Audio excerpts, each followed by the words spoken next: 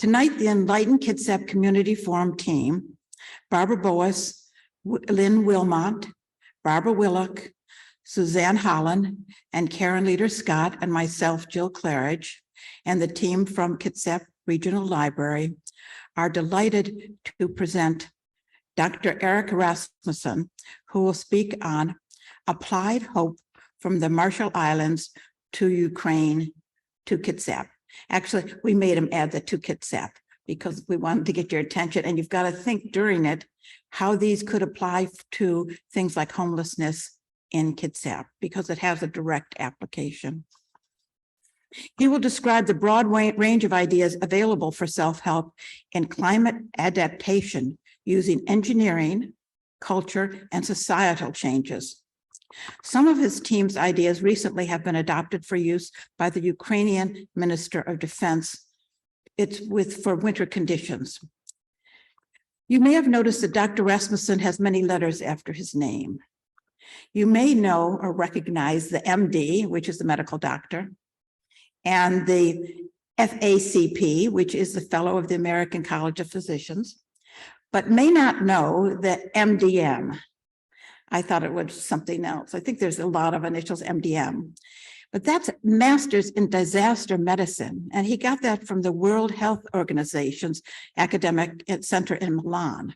And he told me that it was the most pleasant educational experience he has had because some teaching was done at the beautiful San Marino and Lake Como. And you know how beautiful that is, those areas are. After receiving his medical training at Stanford University, Dr. Rasmussen spent 25 years on active duty with the U.S. Navy, including deployments to multiple disaster areas and 3 wars. On his Navy retirement, he was both chairman of the Department of Medicine within the Navy Teaching Hospital in Bremerton and a special advisor in humanitarian informatics for the U.S. Office of the Secretary of Defense. And I think he's still with University of Washington. Eric is the majority owner and the CEO of Infinitum Humanitarian Systems, or IHS. That specializes in vulnerability reduction for systems and populations. They work with a range of partners to analyze disaster risks and assist governments and communities with strategies to mitigate the bad outcomes. He lives in Kirkland with Demi, his wife of about 40 years, and Demi may or may not be in the audience. There you are, hiding in the back. Demi is in the audience tonight. Let's give a warm welcome to Dr. Rasmussen.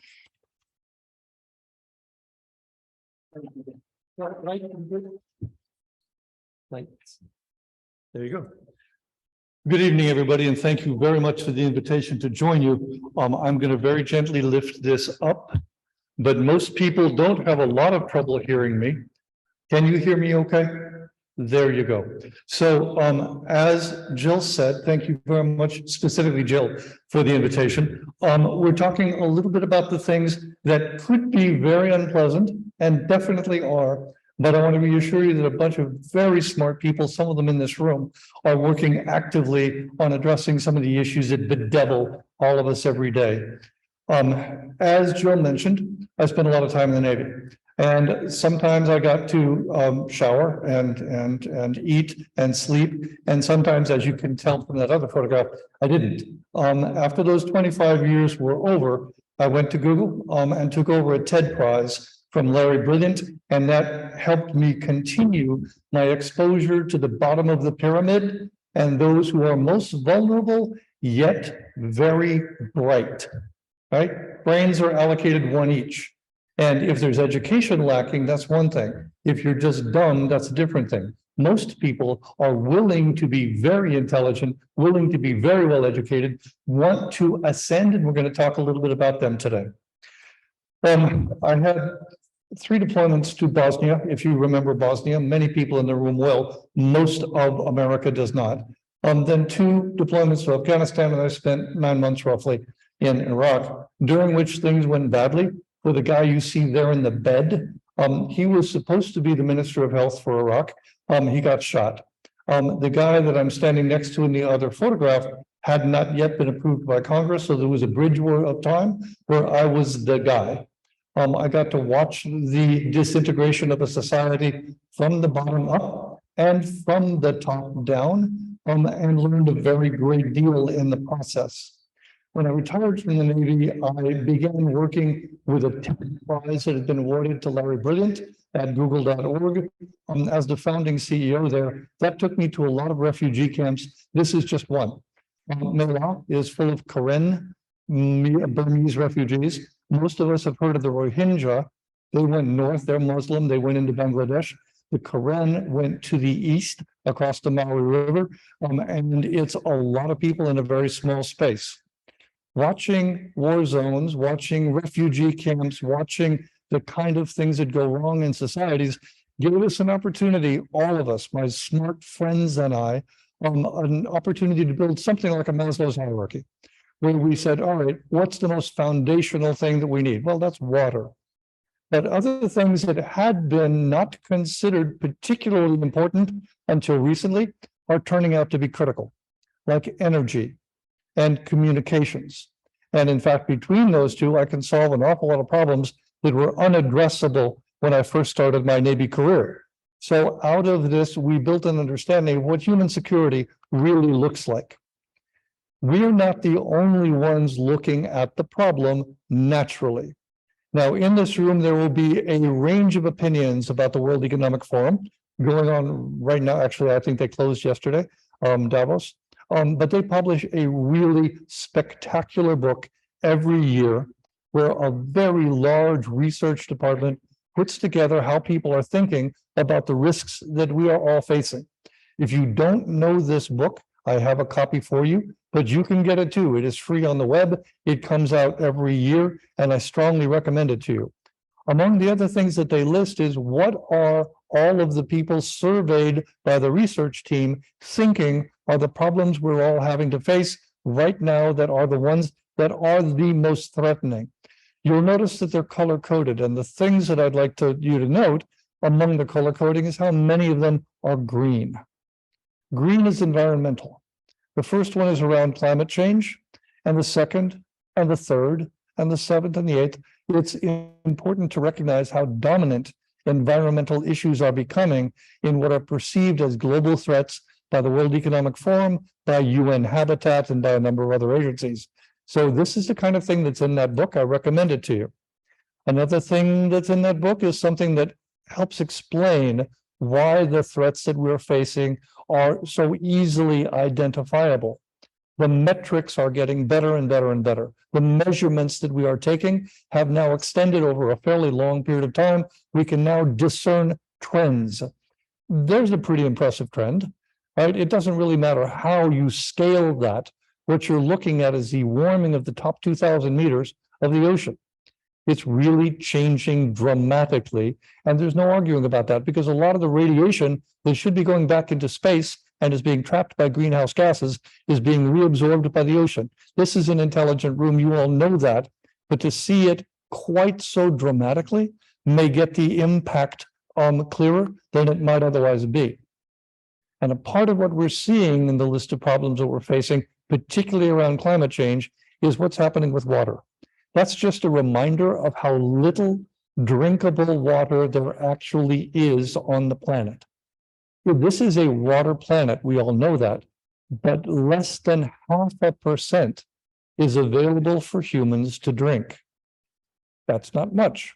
What you see is a photograph there that I took of a young man after the Haiti earthquake in 2010 that had sachets of water that he was selling for about a dime in Haitian gourds.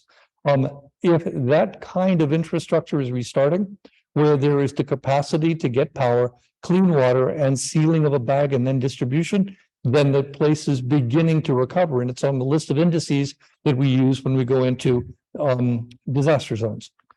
Now, water in that short way that you just saw, in that rare resource that you just saw, is already becoming a noteworthy issue across a band of the world that is getting broader. I could have had a focus on North America, but most of my work is international, so I've used something that doesn't focus on us. But that kind of red threat That kind of water stress is available across the Americas as well, from central United States all the way down to central South America. That band is getting impressively threatened, and I will spend much of March in Peru. I'm sorry, Chile, Santiago, Chile. And one of the reasons that I'm down there is because the tropical Andean glaciers are melting back, and they're no longer filling the reservoirs the way they used to. And those reservoirs are the source of drinking water for Santiago, a city of 7 million people. There is no other water source. When those glaciers are gone, that city of 7 million doesn't have any water. They can't afford desalination, and desalination at that scale is not yet feasible, and it's not affordable. So we have a problem with cities of the global south. That problem will continue.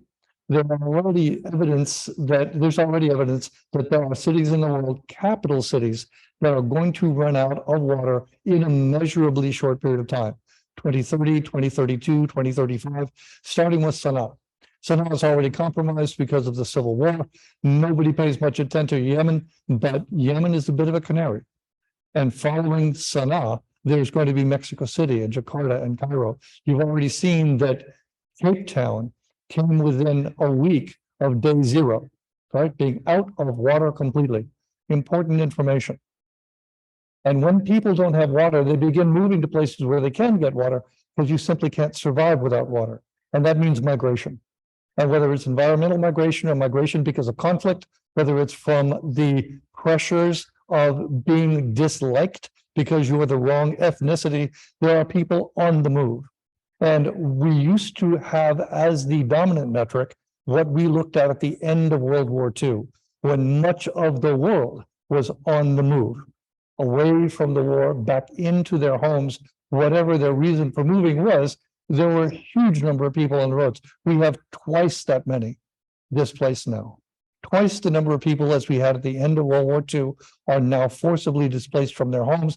And that number is growing in ways that are impressive. And by the way, that's a shot of the Yarmouk displacement camp in Damascus, Syria. Unfortunately, that street, the one that you see so occupied right now, was bombed with fuel air bombs by the Syrian military about 3 weeks after that shot was taken. Now, Michael, there you go. So when we talk about migration right now, we're looking at something that is absolutely a priority, but it's not a crashing priority. It's going to become that.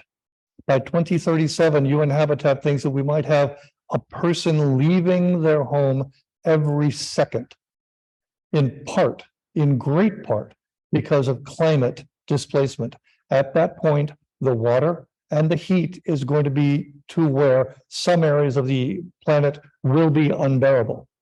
And as those people move, you recognize that they need a certain amount of valuable things every day. Water is a valuable thing. The food that they require may not be much. 1,500 calories is under the national standard for the US FDA, but it is still a fair amount of calories. And their physical safety is something that becomes a challenge when you're on the move, because exploitation and enslavement becomes easy. When you look at where those people who are on the move are going, you're seeing that they're going to the slums in the cities of the developing world. When Africa's countries become untenable, everybody goes into Dar es Salaam. They go into Cape Town, they go into Johannesburg, they go into Mombasa, they go into Kampala. And that's growing quickly. Those communities that are assembling on the edges of these cities don't have the infrastructure that they require to be safe. That means about 2 billion people over the next 30 years are going to appear on the peripheries of the large cities in the developing world. More on that to follow. If you haven't actually worked in a slum, it's something that you might want to expose yourself to in some ways that are constructive. I work with the Aga Khan Foundation at a clinic in Dar es Salaam, Tanzania. This is a slum called Kwajalein. There's somewhere between 200,000 and 300,000 people in that slum. Nobody really has any idea, and the flux through the year is fairly high. But that was open prairie when the airport in Dar es Salaam was built. This community is adjacent to that airport because that airport is where people landed. They couldn't afford to get into the actual city of Dar es Salaam, and there were some impediments for doing so. So they squatted on the fields, and that became Kwajalein. When you have that many people very close together, and you are hygiene challenged, and you're getting water where you can, you're going to wind up with a fair amount of illness. And right now we're looking at illnesses in part because of the intersection between those urban areas that are developing and the wildlands that used to be there. We are seeing emerging infections at a rate that we haven't seen any time in human history. 335 documented new infections since the beginning of World War II. That's a lot. And the consequences are that when you have one of those cities in the global south, and you have that kind of compression, and you have that kind of malnutrition coupled with unclean water, you wind up with a city like Dhaka in Bangladesh, and I'll be spending most of May and early June in Dhaka, where 1/3 of the population is estimated to be ill in some fashion by the largest medical center in that town. So that's a tiny fraction of the things that worry us all every day.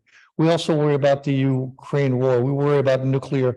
We worry about environmental. We worry about biodiversity, all kinds of things to worry about. And yet, all is apparently not lost. Take a good look at that chart.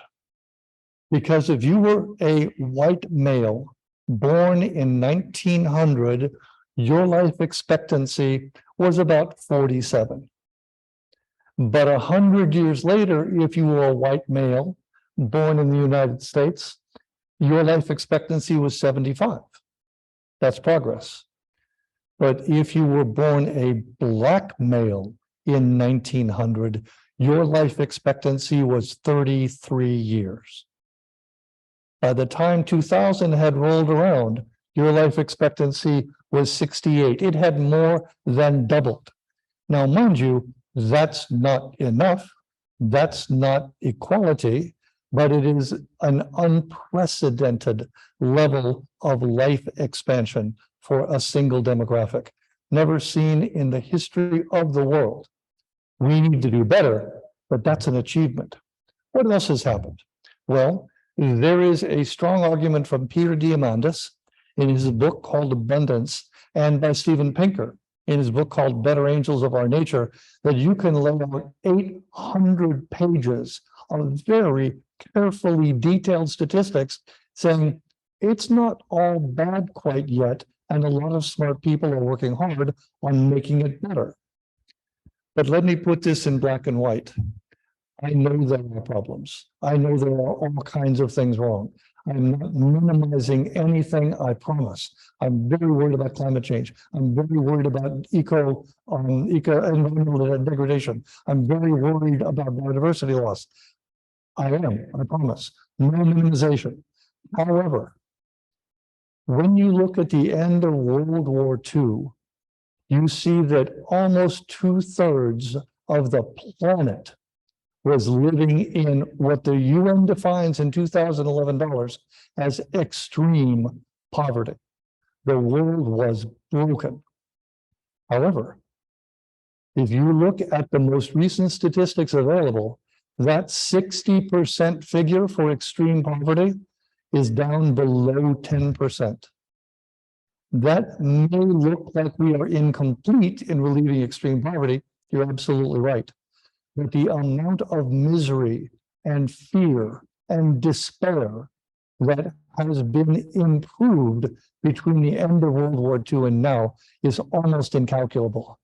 When people have enough security to be up out of extreme poverty, they are eating regularly, they have access to clean water, they have access to some kind of medical care, life changes dramatically. And in the past 120 years, as I pointed out on that first chart, we've doubled human lifespan. The average income, as I just mentioned, has tripled. Childhood mortality, in part as a result, has dropped tenfold. The cost of food dropped tenfold. Cost of electricity dropped 20-fold. Transportation 100-fold, and communication has dropped 10,000-fold in cost. And that photograph, which was actually taken in one of my clinics in Phnom Penh, Cambodia, of a happy little girl, that kind of human didn't exist 50 years ago in Phnom Penh, Cambodia. Steven Pinker, as I mentioned, has been very clear in documenting we are living in the most peaceful time in human history. And for the first time in human history, war is not a major cause of death. It's causing fewer deaths around the world than car accidents and suicide. That's not how humanity has lived for the last 10,000 years.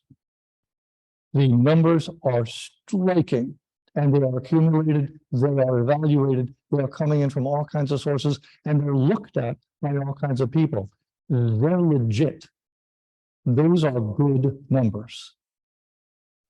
Look at the death rate from disasters. This is put together by the Center for Research on the Epidemiology of Disasters at the University of Louvain in Belgium. They are the world standard for this. Look at that. The number of disasters has increased, but we've gotten better at not letting people die from those disasters. And interestingly, as I mentioned on that slide, the two things that you see that were killing people, the big lavender and the big brick red. The big lavender is flood. The big brick red is drought. Drought causes famine. Famine causes huge death. And by and large, we don't let floods kill people in the same way anymore. And we don't let famine kill people in the same way anymore. We have put social structures in place that mitigate the threats that those things cause. They happen a lot still, in some cases worse, but we don't let it kill the populations that they affect. Yes, sir, and you're going to have to yell. Okay, could you tell us the dates?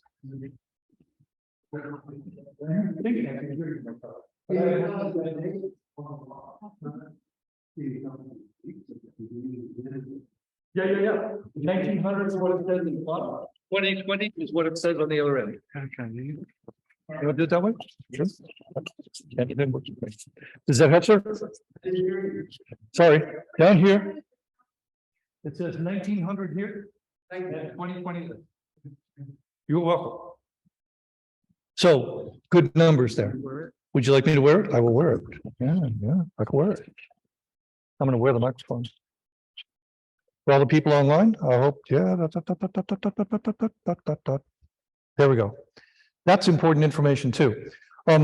Many of you know that we have begun to educate women all the way down to the bottom of the pyramid. When you educate a woman, she gets choice. When she gets choice, she chooses how many children to have because she knows how many she can effectively raise. That's not true when the culture says that a man is judged for wealth by the number of children that he has. When you give women control over that, when they get some education, they get some capacity, then you wind up with a significant reduction in fertility and a much lower child mortality. And that's what you're seeing here. The green is the increase in population of the world. We know that's going up and up and up and up, but it's flattening. Look at the top of that curve at 2100. That curve has an inflection point. When you look at the red line, it may be difficult for where you are, but that red line is fertility. 2.1% per year in the number of babies being had, dropping precipitously from about the time contraception became available. Women gained autonomy, women gained an education. The result of that is, at least in one projection, by 2150, so 130 years from now, we're going to be back down to a population of about 3 billion. From our peak that you can see is around 2100, 2110, 2120. It's going to keep going over because that fertility rate continues to drop like a stone.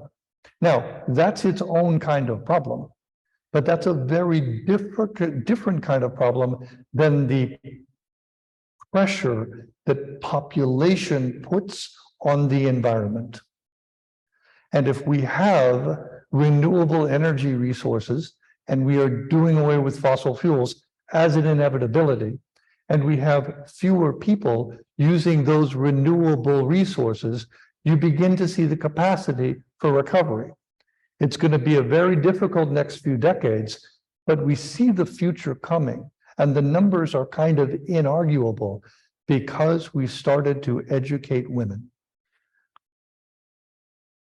We've also started to fix the things that we have broken. There's a guy named John Todd. Demi and I have known him for about 30 years, and he designed something called living systems that use plants to decontaminate profoundly contaminated places like Love Canal.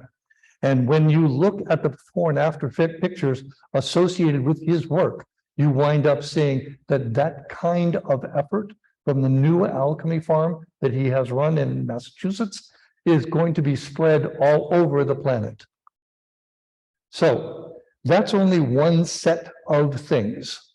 When you look at other sectors that are related to those things that make up a society, you see that people are beginning to get very, very clever with the tools that are now available to them. Number one of which is computational capacity. We're not going to talk about ChatGPT-3 here tonight, but what's happening in text-based interaction with artificial intelligence systems, machine learning systems, is becoming staggering at a rate that even those of us who work in the area had not anticipated. More on that, if you like, in the Q&A. But if you look at that list, these are things that we need to get better at. And sure enough, we're doing that very rapidly. Let's look at that. Start with this hurricane. Maria, Category 4, Puerto Rico. Terrible things happened in a very, very vulnerable place. Yes, technically they're U.S. citizens, and in fact, period, they're U.S. citizens, but they speak Spanish, and they're quite poor, and they're very far from the mainland United States. FEMA was not very effective at getting in there. They tried. I led a team three times on deployment into Puerto Rico, and we noted things that we found important. For example, this brand new water purification system. It's little. You can't really tell the scale there, but that's about 2 feet tall, that black box in the middle. And it creates 800 gallons of clean drinking water every day using less power than a hairdryer, right? Easily powered by solar. That's pretty fantastic. And you can see, I took that picture, you can see the bishop holding the before and after water, okay? That is great stuff. 800 gallons in 24 hours using less than 1,000 watts. That was in September of 2017. Look what we have in September of 2022. We have 3,200 gallons, same period of time, using a fraction of the energy and much lower cost. Simpler to repair, easy, modular, better purification than we had before, because this system removes pharmaceuticals, which the other system did not. It has fewer parts, and it has lots of sensors that tell you on an app how well the system is performing, and that app is visible from anywhere in the world, just like anything else, right? You bring up the app, it tells you what's happening in the Yucatan villages that have this system. That's a huge advance in water purification for people that have nothing but rainwater in a cistern or agricultural irrigation. Power. Remember, I said that power was a critical component of society now and has now been recognized that energy poverty is one of the things that makes it not possible to advance. So in Puerto Rico, what you see there is a flexible, rollable, almost like a rug. It has an adhesive on the back. You peel off the backing, you put it down on a roof, and you can get about 16% efficiency over a very large area to power your water purification systems. However, now we've more than doubled that efficiency with these weird names, tetrazine, perovskite, hafnium oxynitride, because people care about renewable energy. There's a massive market in there. The fossil fuel industry knows full well it is destined for the dustbin of history. And so they too have a lot of chemists that want to make this work better, and they want to capitalize on the market. I don't care if they want to capitalize on the market, go for it. Just make it the thing that replaces fossil fuels. We talk a lot about storage and batteries, and all of us in this room have heard about Tesla walls. Some of you might actually have Tesla power walls in your house. The ability to store energy is one of the things that is weak about wind energy, solar energy, even micro hydro. But if you have a very efficient, high density way to store that energy that looks like any other battery, but behaves very, very differently, then you maybe have something that can push us along in a transformation to renewables. And graphene supercapacitors are that thing. Graphene is a molecule thick, and you fold it up like origami, and it turns out it holds a charge over a huge surface area, and yet it looks like an ordinary battery. So all the ordinary places batteries work now can work as graphene supercapacitors. You'll hear that term a lot.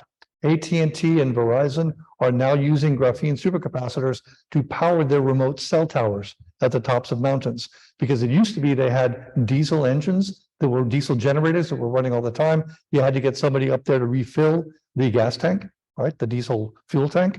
They don't have to do that anymore. This solar charged, because most of those systems don't need anything but grid energy, right? They're already attached to the grid. But when power is lost, like in a wildfire, you lose communication because those towers lose the capacity to have grid power. That graphene supercapacitor is working for AT&T, working for Verizon, working on boats, working in remote mountaintops, and is working in war zones during relief operations. And here's a cool thing, rebeam. This is where you use something like the Sahara or the outback of Australia with a huge solar field.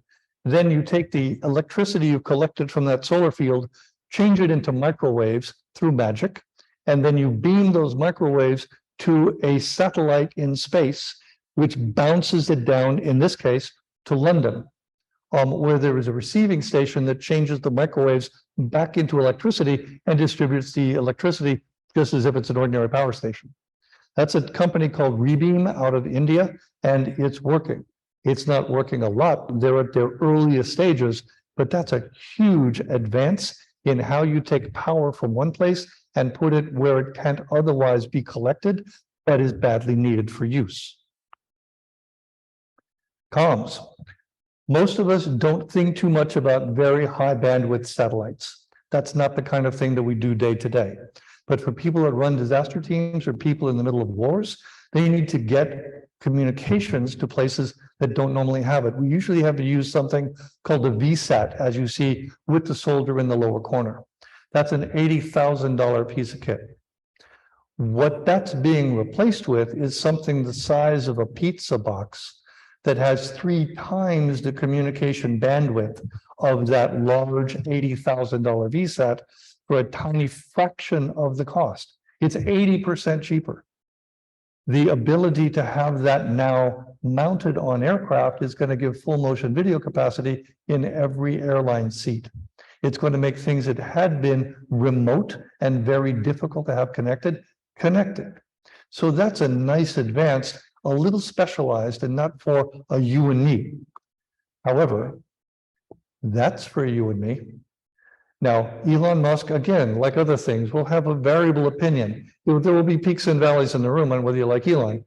However, what he's achieved with Starlink is very impressive. In December, they passed 1 million users for Starlink. They have 3,500 satellites in air in space as of last week. And I just saw yesterday that another 101 went up yesterday morning. So that's advancing to where everybody on Earth is going to have access to adequate internet connectivity. Add that to power so that those devices can be powered up. And suddenly you're taking people in very remote locations who've not had anything and giving them, among other things, telemedicine. Textiles. This is a massively destructive industry. Most people don't recognize that. Every organic cotton t-shirt uses about 700 gallons of fresh water in its manufacture, and it is unrecoverable because of the dyes. There's a big thing in Harbin, China. We can talk about it further if you like. So lots of people are looking for better textiles.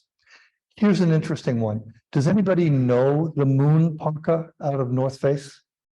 It is the single most expensive. This first one was auctioned because it was the single most expensive parka that North Face had ever created. And this is why. It's made of brewed spider silk protein. This was made in a vat. It took this company working with North Face, because North Face, as you might expect, has a huge number of quality and performance controls along every item in their catalog, everything they make. So this company, Spiber, needed to meet all of those criteria, or North Face was not going to allow them to become something that they would carry. So they figured out how to do the thing they needed to do to make spider silk, which is apparently incredibly easy to make in bulk once you get it all correct, once you figure it out. And they went from making about 3 kilos to 200 tons of production 2 years ago. So Spiber is becoming a major player in the textile industry because they can make all kinds of things, not just the moon parka. They can make everything out of brewed spider silk protein, all synthetic, all from scratch. But it looks exactly like ordinary spider silk. That's the point. Biodegradable, compostable, unprecedented, and a huge change in textile capabilities. Now, shelter, because in this room we have Dan Kinney sitting right over there. Shelter is important. This is a photograph taken while we were deployed to Hurricane Matthew.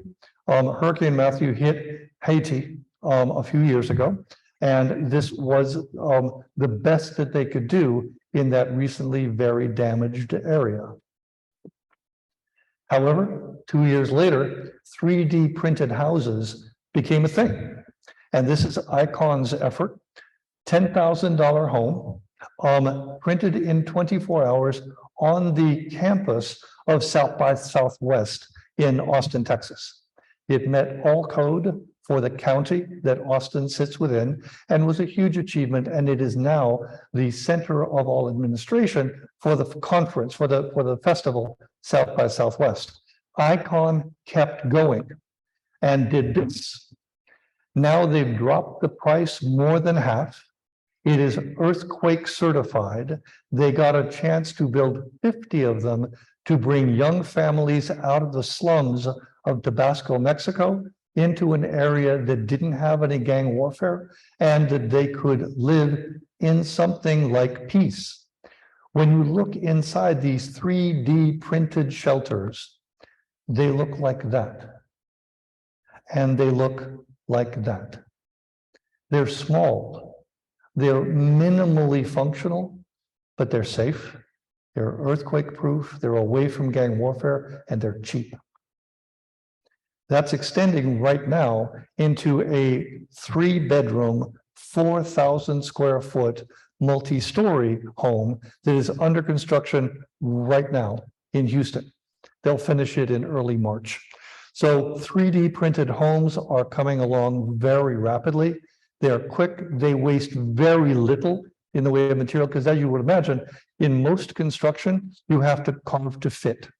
That means that there are pieces left over of everything, of metal, of wood, of plastic, of piping.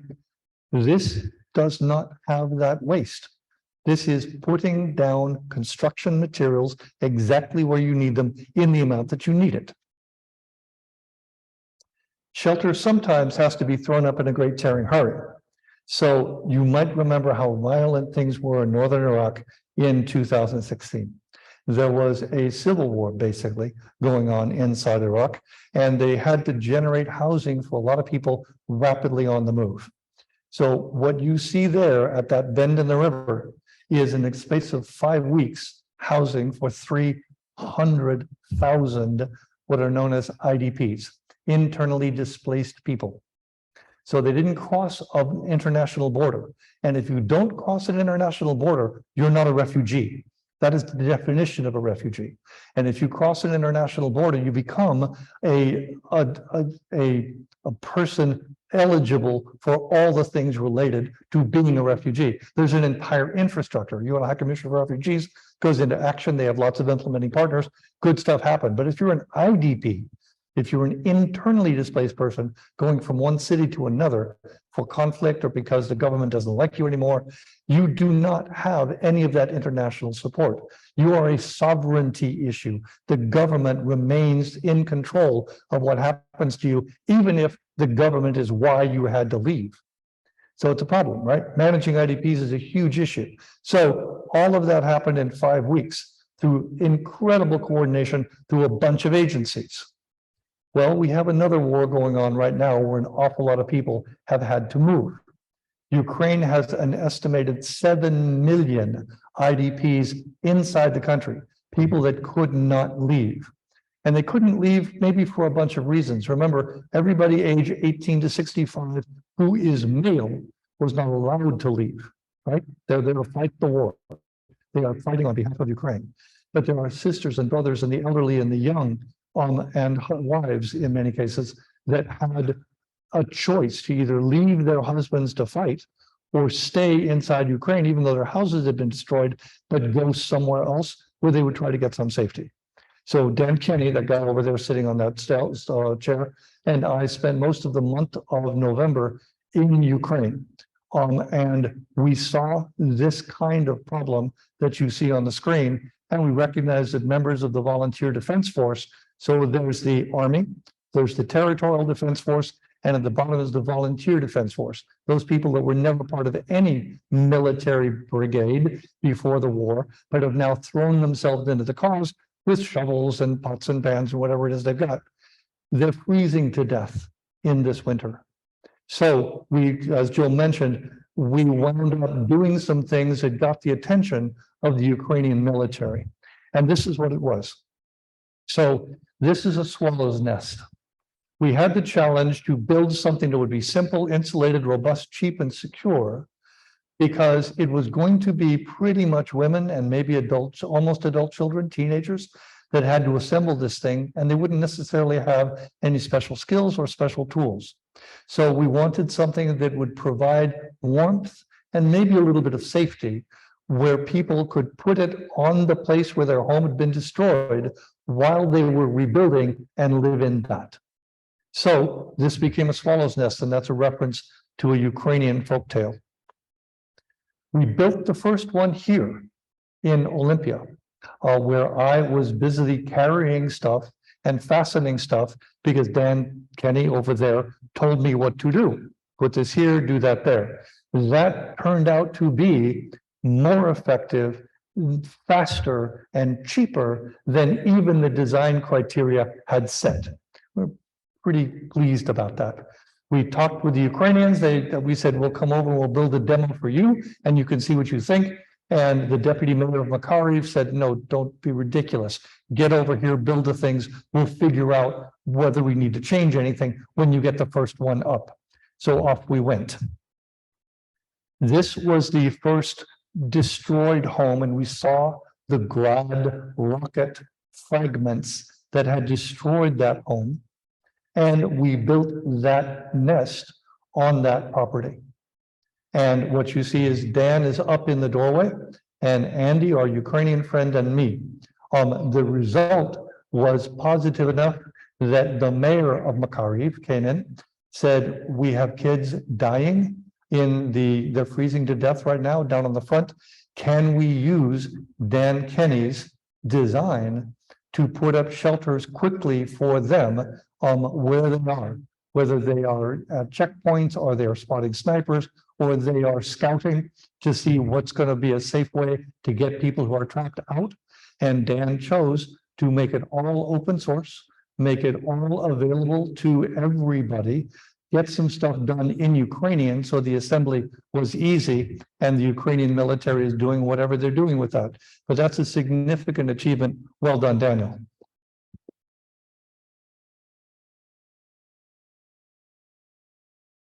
So those are a few of the ideas that are floating around already. And here we have the people trying to put it all together. If you haven't run across Project Drawdown yet in San Francisco, let me offer you a gift. These guys were astonishing. This is a floor in a building filled with mathematicians, statisticians, and engineers saying what is the best bang for buck in all of the good ideas for reducing greenhouse gases while doing something productive for society in a way that will make a living for people, so there is an incentive to go do that useful thing. They're astonishing. This is absolutely wonderful work. Here's just the ABC examples that I chose. One is related to alternative cement, more on that in a moment. One is related to the fact that plastic can now be made from plants, and that plastic is fully biodegradable and can almost 100% replace the current petroleum-based plastic industry. That's kind of cool. And the third was cogeneration. There are now much better technologies that allow the capture of heat from any industrial process that results in the generation of heat and use that heat elsewhere for other things. Cogeneration, right? Systems of concentric rings where waste from one thing becomes food for the next thing. Very cool. That's just A, B, and C. They've got more than 100 of them. And here's one that I absolutely adore. It turns out that a little tasty seaweed that is a part of poke in Hawaiian cuisine, when you feed it to cattle, they stop burping and they stop farting. I am a Stanford physician saying that in a public forum, but there you are. So if you feed 2% of that seaweed mixed in with cattle feed, methane generation from cattle all but stops. A greater than 90% reduction in methane emissions from cattle. Holy cow. So, right, exactly. And by the way, I want to know who thought about that.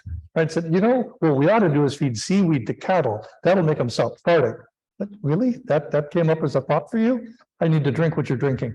The end result is that there are now areas of Puget Sound. We actually issued 5 licenses for growing this seaweed in Puget Sound in 2022. So there are sea farms out there building that. But also, wait, don't buy yet. We got Brent Smith. Brent Smith did a really fine TED Talk. I recommend it to you. He failed as a human being in several ways. Lots of jail time, lots of bar fights. He was a fisherman on the Alaska salmon run, and he also caught cod and a few other things. And he got fired from that job and went back to where he had come from, the Northeast United States, and decided he would start his own little fishing fleet. It got destroyed in a hurry, in a storm.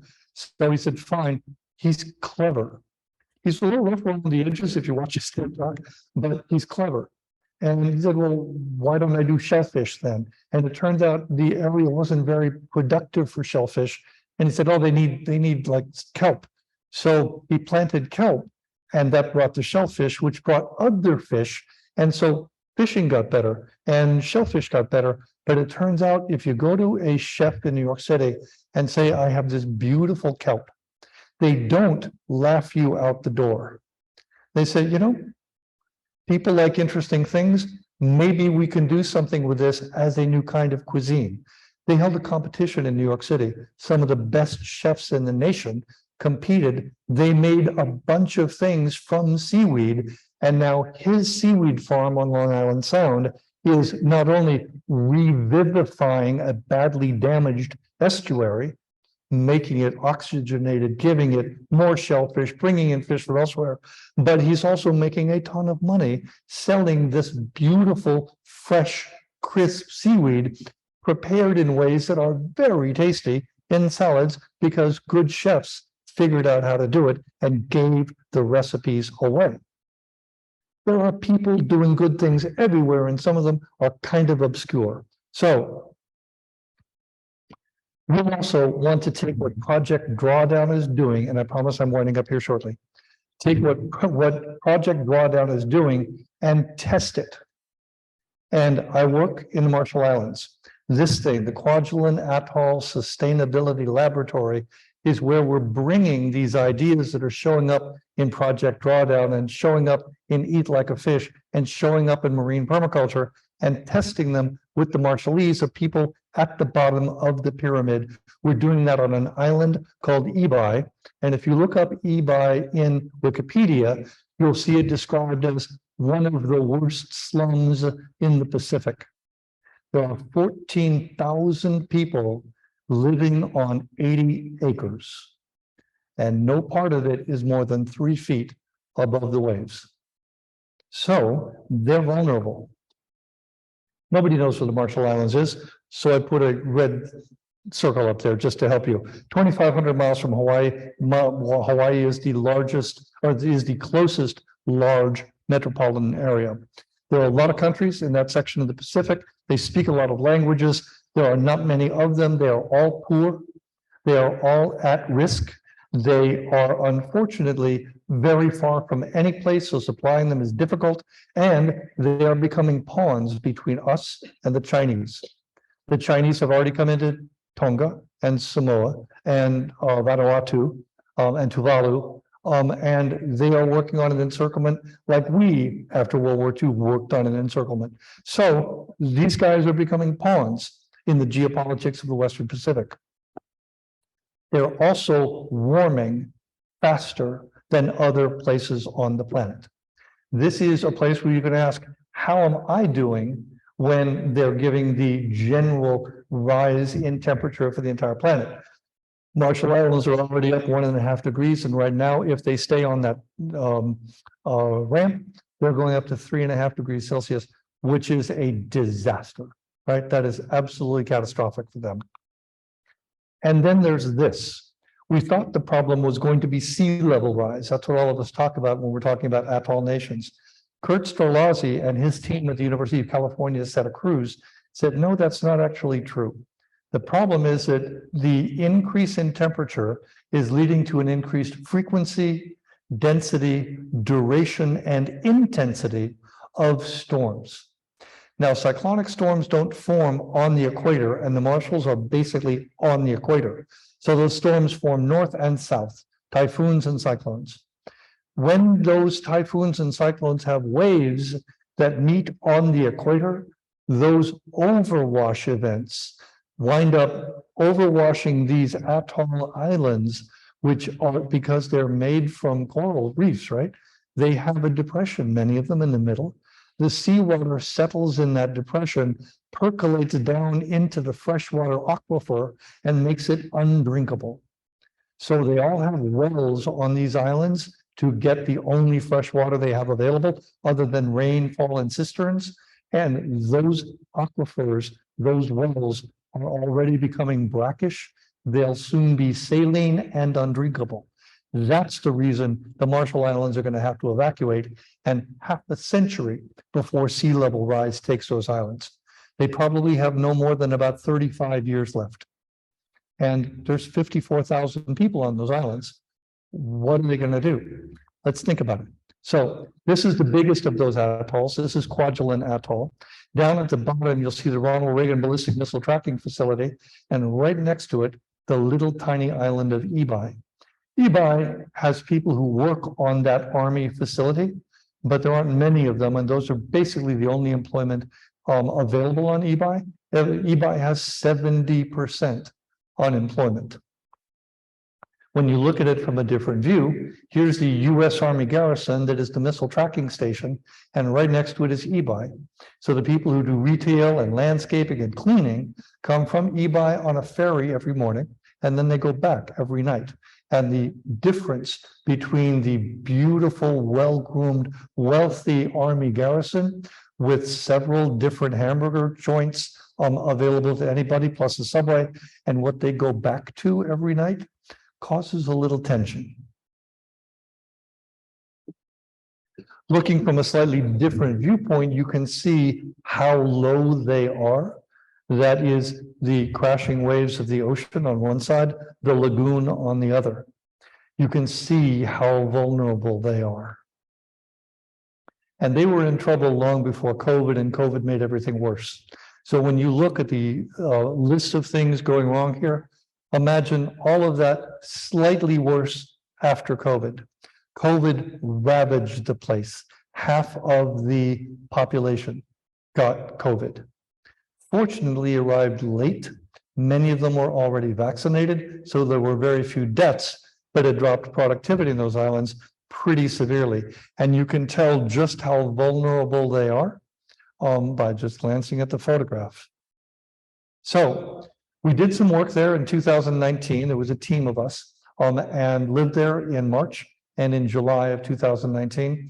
The government said, can you come back and do what you did longer and better, smarter, faster, cheaper, so that we can maybe harvest what you know to anything that might help us do better as time goes on. We said, sure. Got some resources from the U.S. Office of Naval Research, got some resources from USAID now in Singapore and a couple of other places, and wrote this paper, which I delivered at the IEEE, the Engineering Society, last summer. And you'll notice that one of the people who wrote this paper, was the Minister of Foreign Affairs, Kwajalein Kabua. Senator Kabua is a very interesting person who wanted this place, the Kwajalein Atoll Sustainability Laboratory, for these three reasons.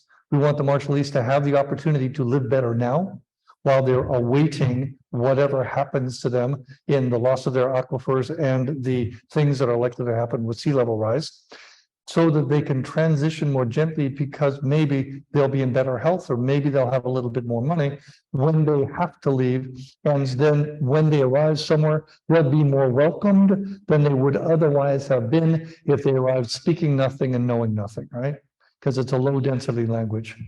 Then we wanted permission to share whatever ideas were tested in this sustainability laboratory with everybody. We want to be able to share this unreservedly elsewhere. The Marshallese then decided through this woman to do that. Kwajalein Kabua, Senator Kabua, was educated in the West, played semi-professional tennis for a while, chose to go back to the Marshall Islands. She is a part of the indigenous royalty, and she is being a spectacular advocate for her people. So is this guy. When this picture was taken, he was 18. This man is the crown prince. He will soon be the king of this area of the Marshall Islands. He's now at the University of Nebraska, and he is an active participant in the development of Castle. At some point, he will become the executive director of the Kwajalein Atoll Sustainability Laboratory for his people. The Marshallese chose to found this as an NGO, as a Marshallese nonprofit. This is not a U.S. organization. It is all about climate adaptation, knowing they may at some point have to leave. And they've got 3 levels of testing of these ideas that come in. First, the Marshallese get the call. Is this useful for us or is it not? Period. And if it's not useful for them, we stop, it's gone. Then, if the Marshallese like it, the people who brought in the test get their own level of evaluation to see if it performed like it was supposed to. Then we have Argonne National Laboratory that has come in to say, we have this ARISE framework, and we will help you evaluate these things once everybody has done their evaluation. And we are using the Burning Man ethos of radical inclusion. Anybody who has an idea, we will entertain that idea, no matter what kind of background you have, no matter how you get it to us, we will give it a shot. And this is as much for business development as anything else, because there is a lot of poverty in the Marshall Islands. We'd like to change that. We thought that the problem was going to be water. We thought we would have them want clean water first, because they have a lot of diarrheal illness in their kids, and the under 5 mortality in the Marshalls is quite high. No. They want to preserve their 3,000-year-old culture.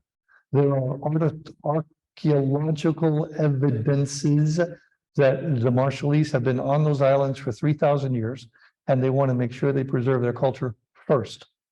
Then we'll work on energy and water and the rest of it. We said, all right, and engaged the University of Hawaii archivist who loved the idea of capturing everything he possibly could with the Marshallese, because no other people had allowed them to do that. So that's a program already underway. We're also working with the Rocky Mountain Institute on something called integrative design.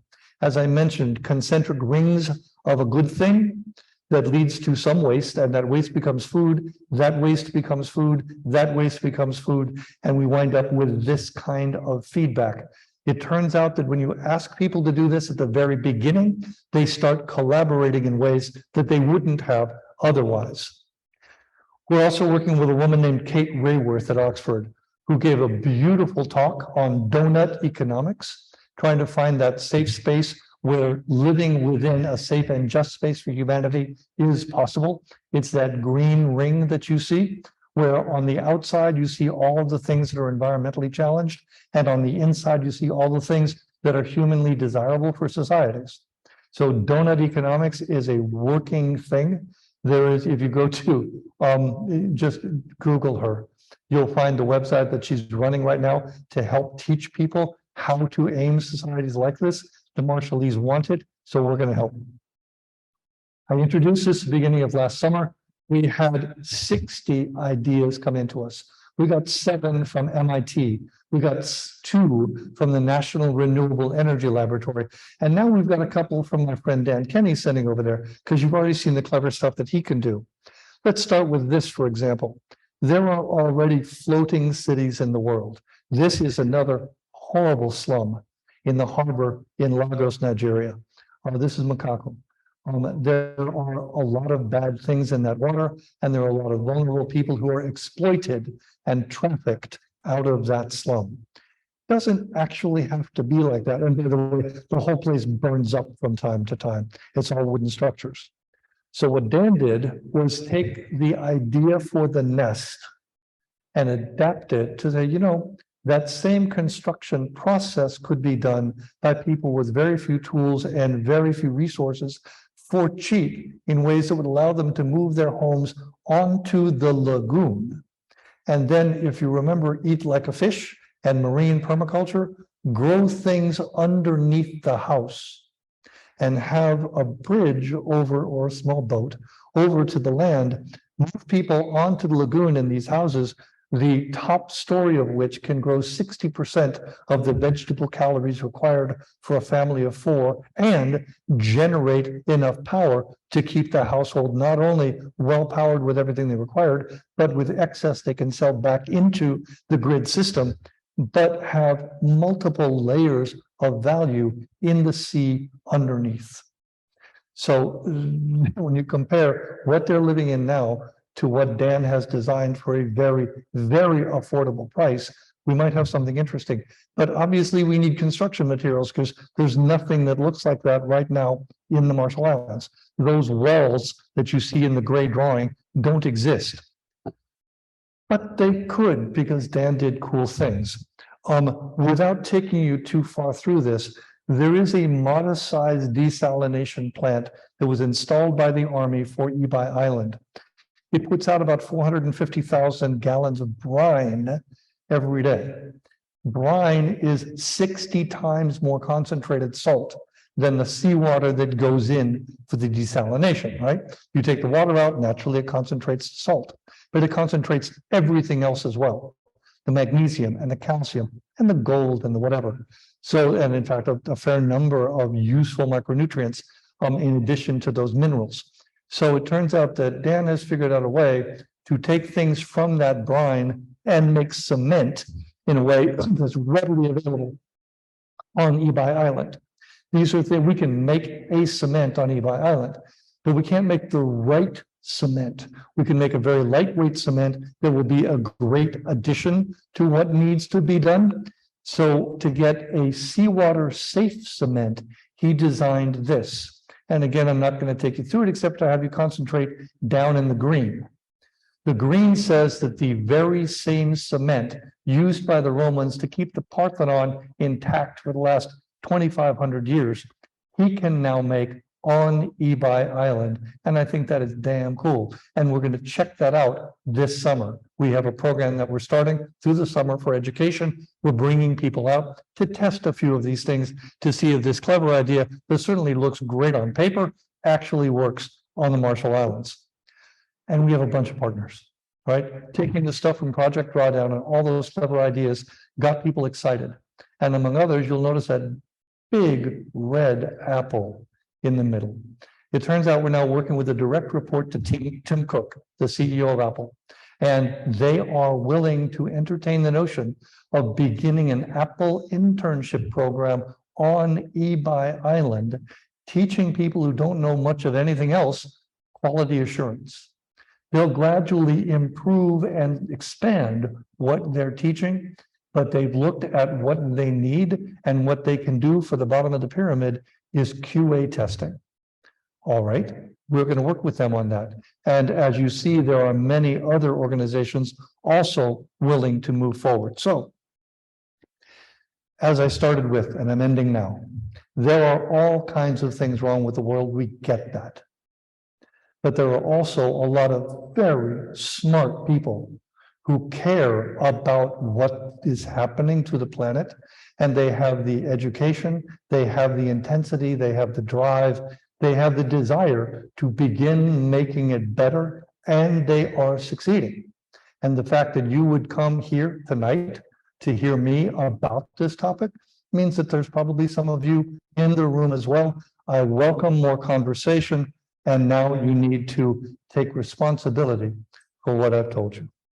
Thanks very much.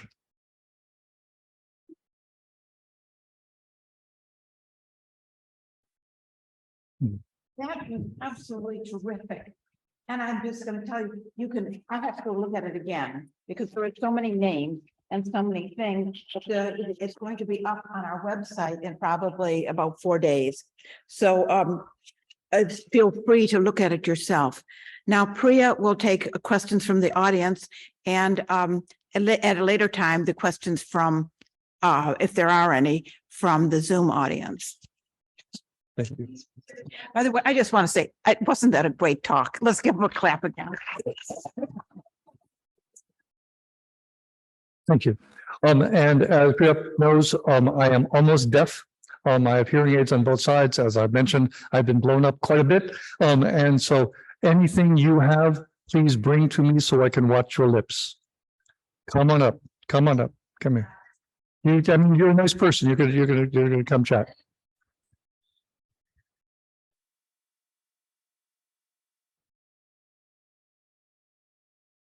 Into the microphone. Could you elaborate more on the plant-based plastics? Sure. I can't do it justice, but I know people who know people. Dan, you want to try the plant-based plastics topic, or would you rather stay in your lane? But come on up. Come. Yeah, because the Zoom people want to hear from you. Daniel Kenny, everybody. Thank you. As with Eric, I know this much about a topic that's about this big, but plastics are come from two areas, and you have natural plastics and you have plastics that we create typically out of petroleum products. There's not one that's either better nor worse. We have much more experience as engineers and chemists in creating plastics out of petroleum products than we do out of natural products. But the wood that you burn in your home, the cellulose, is a type of natural plastic. And the seaweed has the ingredients for polymerization in with it. It just takes a little bit more of a process in order to take those natural products and extract the important parts out of them, get the contaminants out that can cause weak plastic, get the contaminants out that can make issues with rapid deterioration of the plastic, natural plastics, and create a process that is every bit as repeatable and cost effective as creating those plastics out of petroleum. So Does that help? Don't leave. Yep. Is there any bioengineering in that? In the sense of genetic bioengineering, making the plants make what you want? So the question was if there's any bioengineering involved. Not in what Dr. Rasmussen showed you. That particular plastic is made straight from that natural seaweed that's been there for tens of thousands, hundreds of thousands of years. Can we make better plastics through bioengineering? I know there's a lot of universities and a lot of laboratories trying, but it's not necessary to get there. We need to take a look at what we can do naturally, what we can enhance on as part of these nested technologies, where, as Dr. Rasmussen said, one technology's output feeds as the input to another technology, feeds as an input to another technology, and eventually, as if we had a little bit more time to go through the cement, what you would have seen is you start off with a waste product, and then you take it through 3 cycles, and you end up with clean water, because you've taken all the contaminants out of it, but you found a use for those contaminants in making that cement. And so we have to look for these opportunities. We as a people have historically been very wasteful, but we don't have to be. It's now just as financially incentivized to reuse those instead of dumping them down the drain. That hasn't always been that way, but we're at that turning point in history where, with just a little bit extra thought and just a little bit extra care, we can take that next step, and your waste becomes your next fortune. Yep. Sir. Oh no, she's coming back. She's doing the racetrack thing. Okay, go ahead. I have 2 questions. One of them, what do you do with the salt? Say again? It's really strange. What do you do with the salt? What is the question? Right. So the question is, what do you do with the salt? And you're talking about that concentrated brine, correct? Well, salt, sodium chloride. There's many different types of salt in seawater. Now, Marshall Islands that you're working on, that brine. Right. When you get rid of the toxic products, you don't want. What do you do with all of that sodium chloride? Put it back. No, because that's what they do right now, is they dilute it and they put it back in the ocean. And that can have some catastrophic effects on the marine life. You have to dilute it so much, but it is always going to be a higher concentration. So what we're learning how to do is to take the magnesium chloride and take the sodium chloride and find the parts of those and all the other nutrients and minerals that are in that salt water. And if you can find a way to extract them as a solid, like we're doing with the magnesium, or extract them as a solid, or electrolyze the salt water, then you can, once you break those chemical bonds apart and find a use for them, you can extract them out of the water. So it all comes down to what can you solidify out of that salt water. And the salts are some of the easiest things to actually pull out of there, as long as you're not worried about trying to make pure drinking water out of that really, really concentrated brine. If you're just trying to get the solids out of it, then what's left over is very minimal effect to return to the ocean. And the other question is, you talked about 3D printing.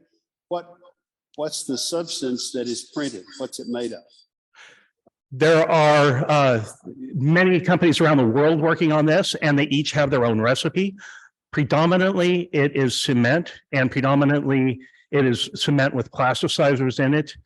But you can do the same thing with more natural products. As there's a company in Olympia called Earth Homes, and Aaron Sauerhoff and his team do a tremendously good job of designing homes in this area that take advantage of these natural alternatives. The problem with cement, the clinker process to create cement is very, very energy intensive. You have to heat that material, the base material up, the calcium carbonate up to somewhere around 1800 degrees Fahrenheit.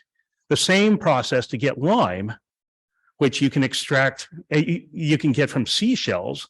You only have to heat up to about 650 degrees C or 1200 degrees Fahrenheit, so, which is something that can be done with solar. 1800 degrees is very, very difficult. There's kind of a breaking point there, and 1200 degrees is perfectly doable. So let's look for these lower energy alternatives. You have to translate. I can't use these guys. Go ahead. Since we are talking about climate and the problems with climate change, I'm wondering if anything done now these huge mountains of plastic, which is polluting absolutely everything. We all have little plastic molecules floating around in our whole body systems. And do we have any sort of work going towards this?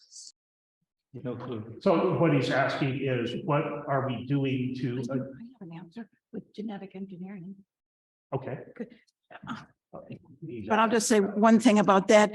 They're developing microbes that can degrade the plastics.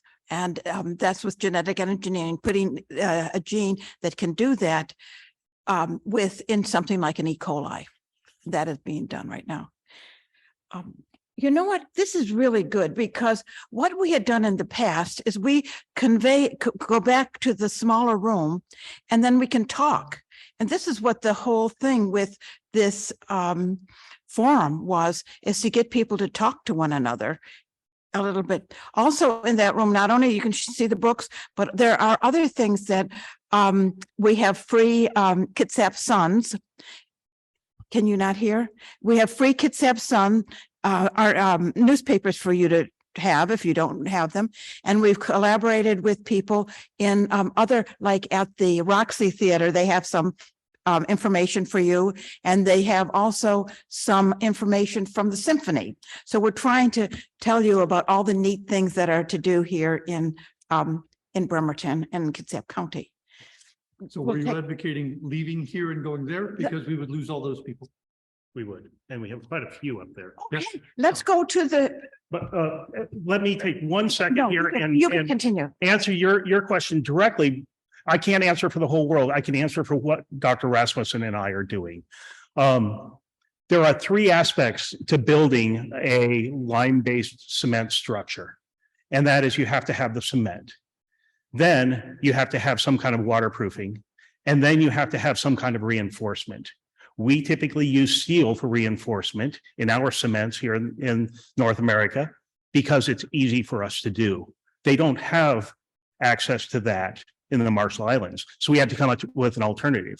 What they do have is they have mounds and piles and an entire ocean full of plastics. And I can tell you stories of being on beaches in remote places and in non-remote places, northern end of Taiwan, where the mayor of that town at the northern end of Taiwan had paid roughly 3,000 people to go out and clean up the beach the weekend before we got there. And the Monday after, when I got out of the hotel room and walked down to that beach, there was not a single square foot of that beach that was not covered in plastics. So what we do is we look for small opportunities. And in making reinforcement for that cement, it turns out that there are several plastics, PETG or PET, like a clear soda bottle, HDPE, like a gallon jug for milk, make very easily recyclable plastics.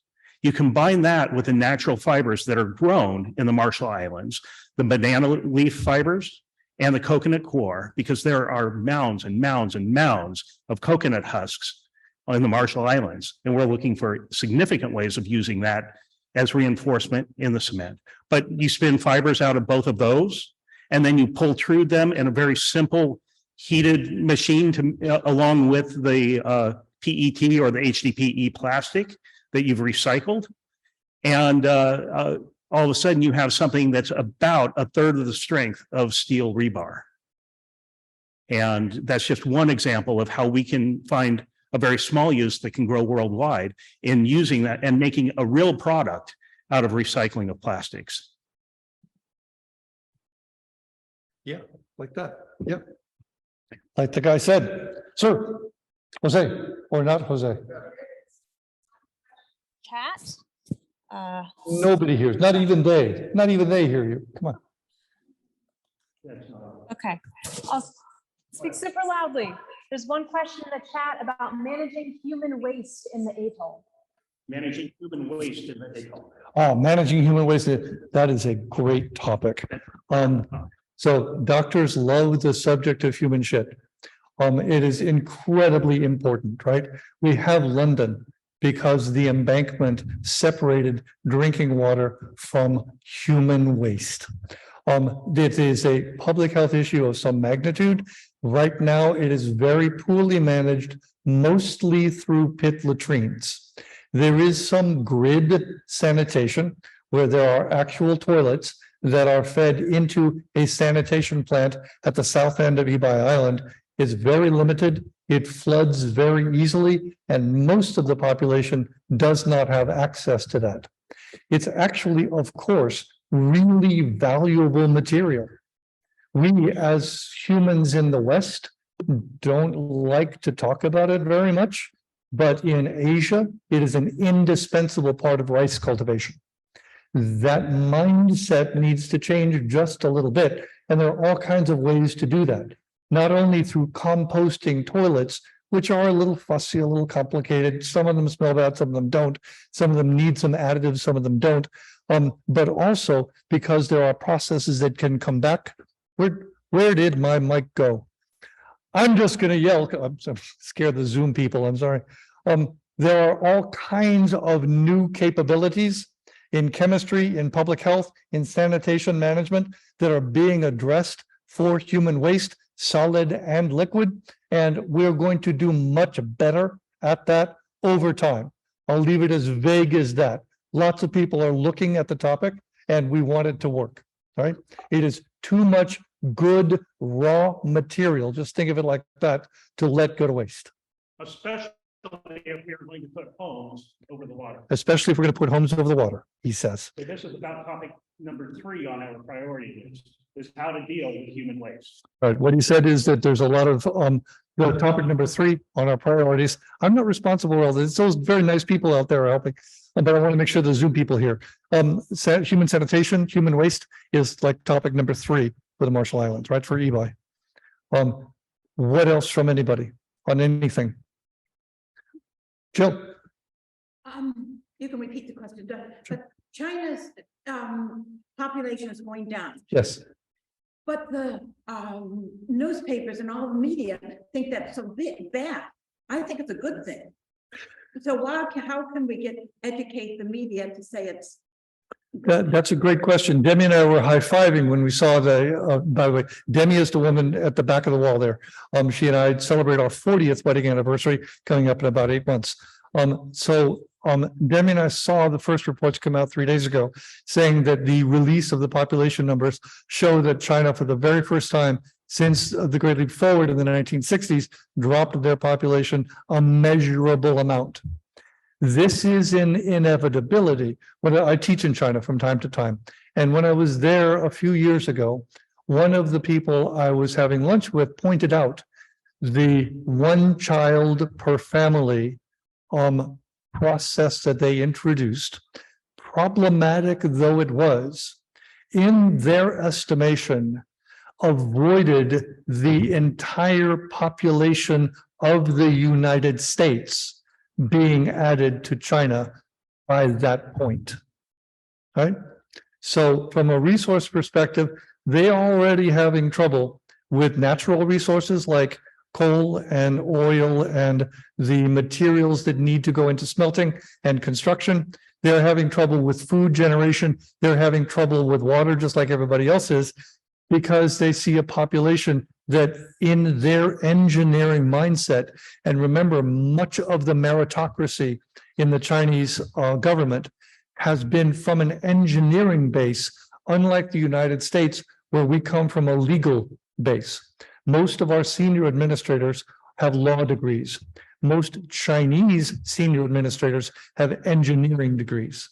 They are a very pragmatic population. They also recognize that when the population gets a little social unrest going, they decapitate their leaders.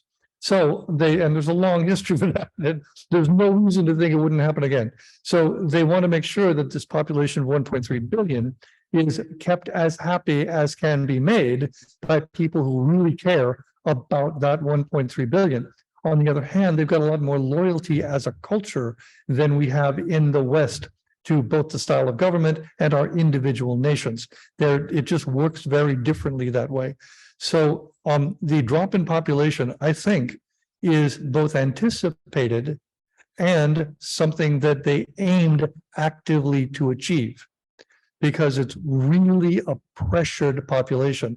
Most of that population moved to the coast 20 years ago to get jobs in industry, abandoning the agricultural heartland. Therefore, we see large swaths of Mali and Niger and Tanzania owned by the Chinese, farmed by the Chinese, shipped from Tanzania or Mali or Niger or Sudan to China. So watching that curve in China is interesting. If you look at I pulled out a slide because I knew that was already going to go very long, and I appreciate your patience in listening to all this. One of the slides I pulled out was a comparison of 2022 projected 2023 for populations of the top 20 population centers on the planet. Number one at the moment is Tokyo. Tokyo, between last year and this year, is going to see a net loss in people. Hiroshima, net loss in people. Fukushima, no surprise, net loss in people. Osaka, net loss in people. That's unprecedented for them. The Japanese population has already grayed out to where it's reached life expectancy, and they are already beginning to dwindle as a population. The rest of the planet is going to see that. China is not going to be far behind. In fact, let me give you a bit of trivia that may be news to you. China currently has a population something on the order of 1.3 billion people. By 2120, they're expected to have 750 million. The population of China is going to drop by half in the working lifetime of our youngest children. So heads up, the demographic shift on the planet, the one that I showed early on, right? Fertility rate crashed. When you have a population where it was one child per family, and they skewed heavily to males, right? That means that the females that do exist, quite naturally, have a field of suitors, and they can be very picky. And if the females don't like the males that they see, they will continue on in their engineering careers or in their law or medical careers and not bother with a husband, because they know they will always have somebody for Saturday night or somebody to warm the bed if they choose. But they don't have to keep them. And they certainly don't have to reproduce. And in fact, it's a lot cleaner, neater, nicer, friendlier if you don't do that, unless you're driven by cultural norms to have children. And that's changing in a lot of places. Italy is another place where that norm has changed. Portugal is becoming one of those places where that norm has changed. Sweden is another. Marriage is uncommon in Sweden. I didn't realize that until recently. So you're going to watch a demographic shift over the next while that's going to ease environmental pressures significantly. And by the way, this is in part why you are seeing robotics as a major field of interest and research in Japan, and AI. I mentioned ChatGPT-3 very briefly. How many people in this room have actually tried ChatGPT-3? No surprise, no surprise. There you go. So I thought I was going to ask it 1 or 2 questions to get a feel for what it could do. I now use it instead of Google. And I spent 3 years at Google. I now use it as my search engine because it gives me better answers than Google does. I live on the Google campus in Kirkland. My apartment complex is between the 2 5-story Google buildings. Those 2 signs face my office window. That is a company that has established, as you may have heard, a code red inside Google because ChatGPT-3 is so efficient at answering precisely the question asked. Not 22 pages with 1.3 million answers, of which the top 20 may or may not contain what you're looking for.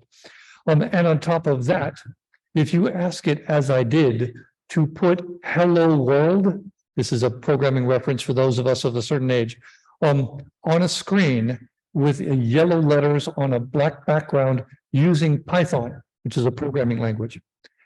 It wrote the code and then gave me a cut and paste icon. The Python code on the screen. I asked it to give me a sonnet in iambic pentameter on global warming.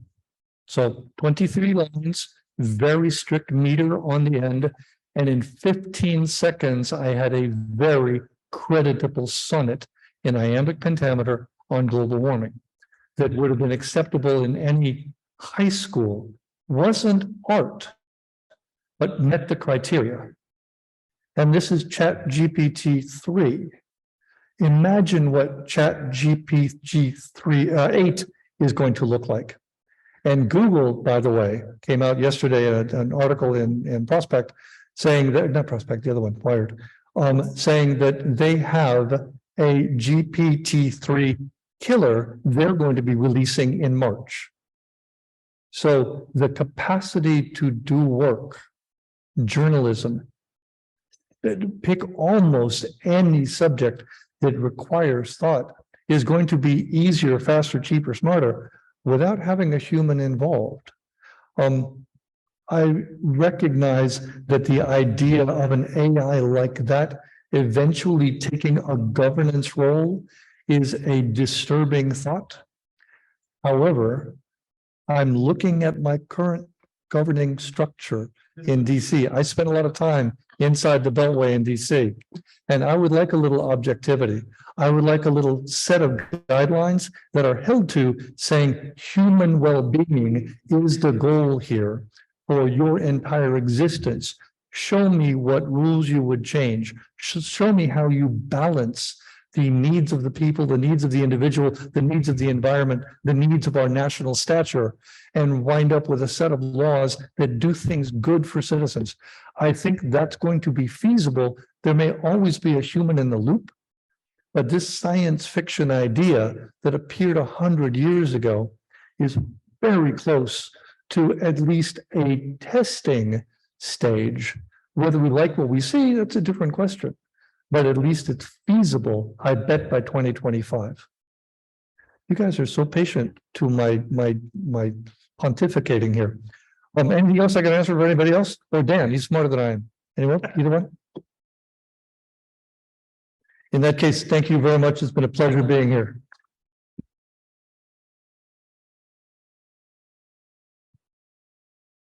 Just thank him very much, that's all. And you're all free to go. Hopefully you'll go into the little room and look at some of the things we have put out for you.